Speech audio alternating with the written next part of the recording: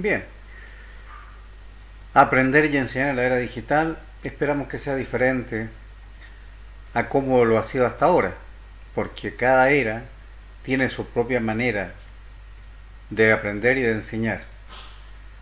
Y la mirada tiene que ser propia, según la tradición de cada espacio, de cada contexto.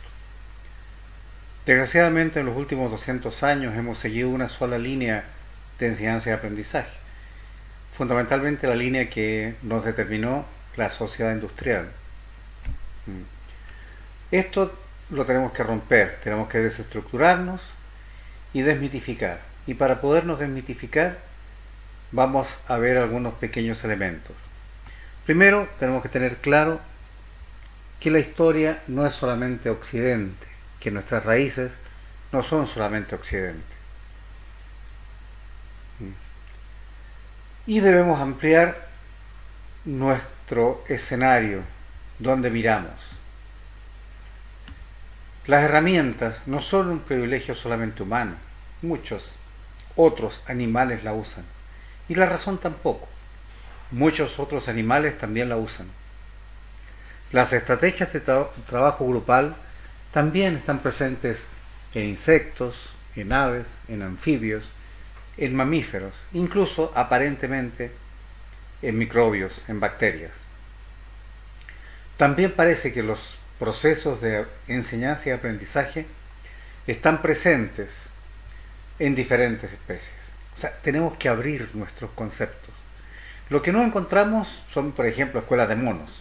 No hay espacios de escolarización, aparentemente, en otras especies. Bueno, hay algunos autores que recomiendo porque son muy desmitificadores, nos abren mucho la cabeza. Parto por Yuval Harari, que está muy de moda en estos momentos, con su libro Homo Deus. Marvin Harris, que nos acerca a nuestra lectura de los monos y nuestros hermanos cercanos, los bonobos, los chimpancés. Y el viejo Desmond Morris, que a pesar de sus acusaciones de nazi y fascista, supo entender bien nuestra relación con muchos animales y entender la mirada desde los animales hacia nosotros. Recordemos que el aprendizaje nos viene desde antes de ser sapiens. Antes de ser sapiens.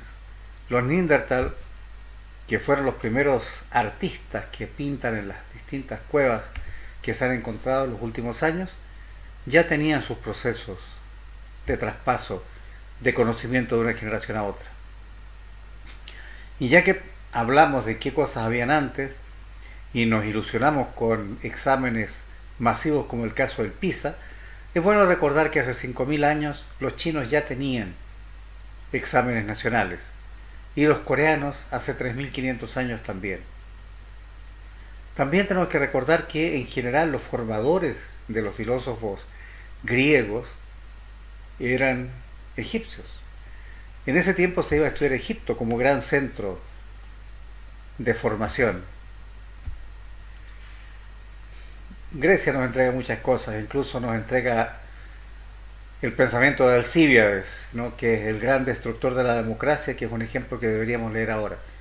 Pero bueno, los griegos y los romanos fueron muy abiertos. Su apertura religiosa permitía tener enseñanza y aprendizaje desde diferentes ángulos, desde diferentes miradas.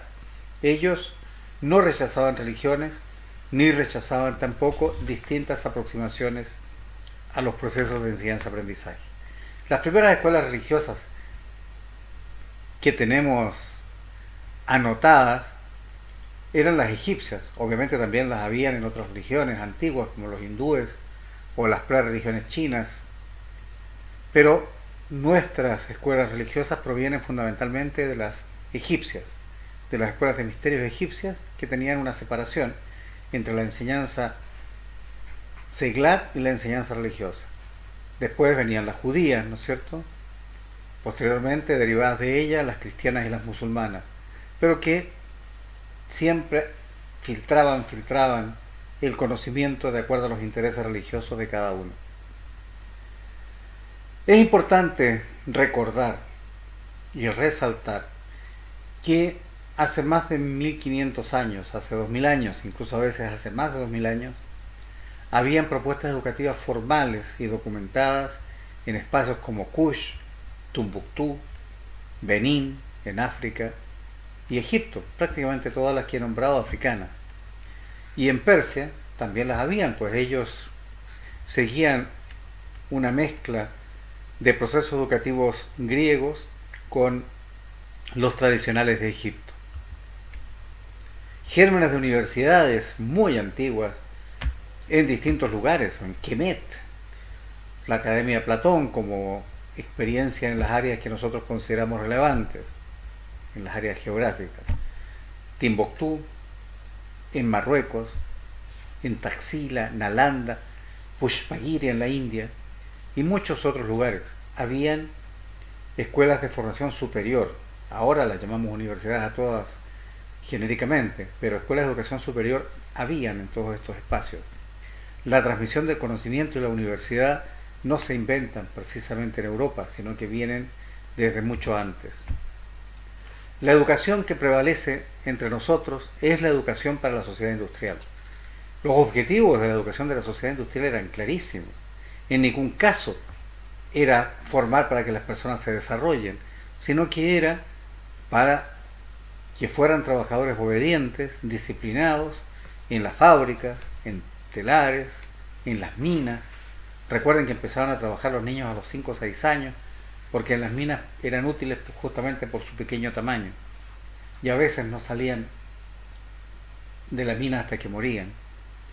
Las escuelas iniciales de la revolución industrial eran espacios de disciplinamiento, se enseñaba disciplina.